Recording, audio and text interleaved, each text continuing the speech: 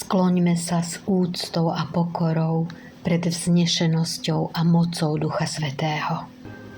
Uctievajme Svätú Trojicu a vzdávajme dnes slávu Utešiteľovi, presvätému zástancovi.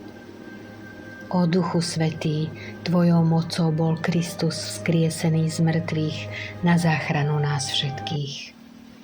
Tvojou milosťou sa dejú zázraky v Ježišovom mene. Tvojou láskou sme chránení pred zlom. A tak s pokorou a poníženým srdcom prosíme o Tvoj dar trpezlivosti v nás.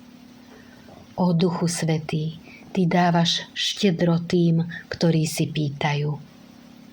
Prosíme, daj nám trpezlivosť vo všetkom, čo robíme, v každodenných povinnostiach, prácach a v našom úsilí. Príď, Duchu Svätý, naplň srdcia svojich veriacich a zapáľ v nás oheň svojej lásky. Zošli svojho ducha a všetko bude stvorené a obnovíš tvárnosť zeme. Amen. Skloňme sa s úctou a pokorou pred vznešenosťou a mocou Ducha Svätého. Uctievajme Svätú Trojicu a vzdávajme dnes slávu Utešiteľovi, presvätému zástancovi.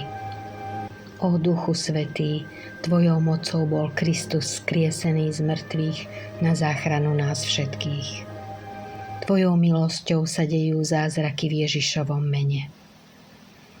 Tvojou láskou sme chránení pred zlom. A tak s pokorou a poníženým srdcom prosíme o Tvoj dar pokoja v nás.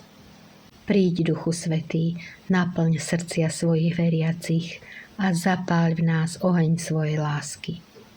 Zošli svojho ducha a všetko bude stvorené a obnovíš tvárnosť zeme.